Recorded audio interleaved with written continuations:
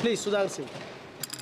माननीय सभापति महोदय, रेलवे संशोधन विधेयक 2024 रेलवे अधिनियम 1989 में महत्वपूर्ण बदलाव प्रस्तुत करने के लिए खड़ा हुआ हूं।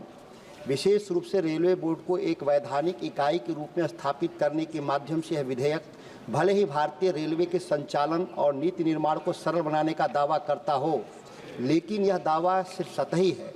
इसमें कई गंभीर खामियां हैं जो रेलवे के लोकतांत्रिक, प्रशासनिक और आर्थिक ढांचे पर नकारात्मक प्रभाव डाल सकती है। विधेयक में केंद्रीकरण, प्रशासनिक अक्षमता और जवाबदेही जैसी कमी जैसी चिंताएं स्पष्ट रूप से दिखाई देती हैं। इस विधेयक में सबसे बड़ी कमी यह है कि रेलवे की असली प्राथमिकताओं पर ध्यान देने में पूरी तरह से विफल है। रेलवे को आज जिन मुद्दों पर जूझना पड़ रहा है, जैसे कि सुरक्षा का अभाव, बुनियादी ढांचे का आधुनिकीकरण, यात्रियों की सुविधाओं में सुधार और स्थानीय स्तर पर रोजगार सृजन, उन पर कोई ठोस दिशा निर्देश या प्रस्ताव नहीं है। भारतीय रेलवे जो देश की रीढ़ मानी जाती है, उनके संचालन में सुधार की बजाय यह विधेयक केवल एक सत्ता केंद्रित ढांचे को बढ़ावा देता है, जिसे जमीनी स्तर पर प्रभावी सुधार की उम्मीद कम ही की जा सकती है। विधेयक की धारा 2(a)(2) यह धारा केंद्रीय सरकार को रेलवे बोर्ड को अपनी कोई भी शक्ति पूरी तरह या शर्तों के साथ प्रदान करने का अधिकार देती है। यह धारा संघीय ढांचे को कमजोर करती है और निर्णय लेने की प्रक्रिया को केंद्र में केंद्रीकृत करती है।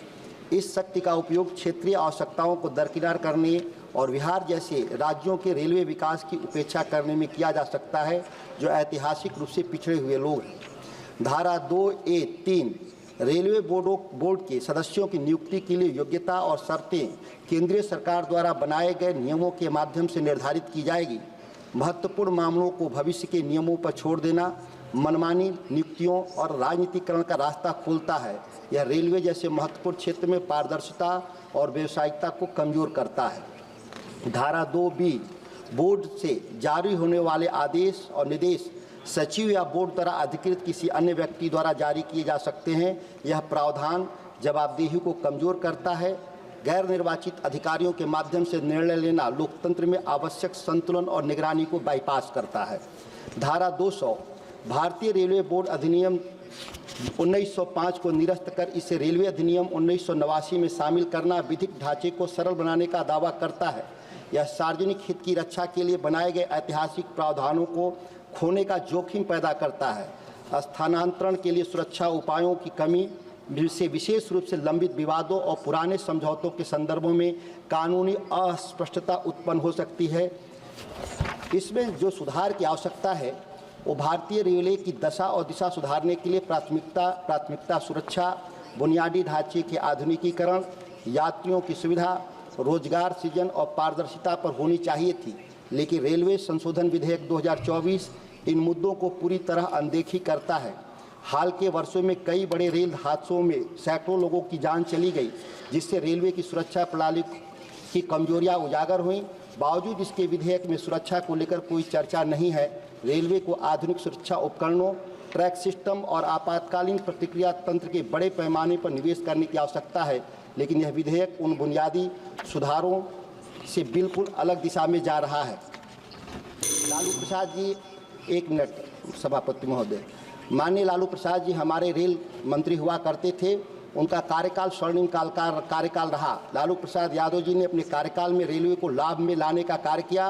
उन्होंने गरीब रथ एक्सप्रेस की शुरुआत की, जो ऐतिहासिक कदम था। गरीब रथ ने अपनी पहली बार एयर कंडीशन यात्रा को आम जनता के लिए किफ़ायती बनाया। यह ट्रेन उन लोगों के लिए भी थी जो सामान्यतः वातानुकूलित कोच का किराया नहीं दे सकते थे। उन्होंने दिखाया कि रेलवे केवल परिवहन माध्यम नहीं बल्कि सामाजिक समानता और कल्याण का प्रतीक भी हो सकता है। इसके विपरीत आज की सरकार विशेष ट्रेनों का उपयोग बढ़ा चढ़ाकर किराया वसूलने के लिए कर रही है। विशेष ट्रेनों में किराया सामान्य ट्रेनों से कहीं अधिक होते हैं, जिससे आम भारतीयों के लिए रेल यात्रा का सपना भी दूर हो गया। रेलवे अब गरीबों के लिए सुलभ नहीं रहा। मैं अंतिम में अपनी बात को रखना चाहता हूँ। मैं बक्सर जिले के रेल यात्री सुविधा को लेकर के इसलिए चर्चा है कि हमारा बक्सर जिला में राजधानी जैसी ट्रेनों का ठहराव नहीं होने से जो जनप्रतिनिधि हैं या जो दिल्ली आना चाहते हैं उनको काफ़ी परेशानी होता है। बक्सर के पांडेपट्टी, चौसा, डुमरांव, रघुनाथपुर और टूरीगंज में ओवरब्रिज के निर्माण की प्राथमिकता आज तक पूरा नहीं होना हैरान करने वाली बात है। और चौसा और रेलवे ओवरब्रिज का निर्माण 2015 से शुरू हुआ, जो 2024 तक नहीं होना अपने आप में चिंताजनक विषय है। इसके अलावा आरा से मुंडेश्वरी धाम तक आधा मिनट देहरी मुंडेश्वरी धाम तक रेलवे लाइन के विस्तार पर ध्यान दिया जाए। यह परियोजना केवल यात्री सुविधा बढ़ाएगी बल्कि क्षेत्र के आर्थिक विकास में महत्वपूर्ण योगदान देगी। रेलवे संशोधन विधेयक 2024 सिर्फ एक कानूनी दस्तावेज नहीं बल्कि भारतीय रेलवे के भविष्य का खाका है। दुर्भाग्यवश यह खाका जनकल्याण के बजाय केंद्रीकरण और मुनाफे को प्राथमिकता देता है। सुरक्षा, बुनियादी ढांचे, किफायत और रोजगार जैसे दबाव वाले मुद्दे की उपेक्षा करके सरकार लाखों भारतीयों के विश्वास को धोखा दे रही है जो रेलवे पर निर्भर हैं। पर समय है कि हम एक ऐसे रेलवे सिस्टम की मांग करें जो लोगों के मुनाफे से अधिक महत्व देता हो, एक ऐसा सिस्टम जो कुशल और सुरक्षित और सभी के लिए सुलभ हो।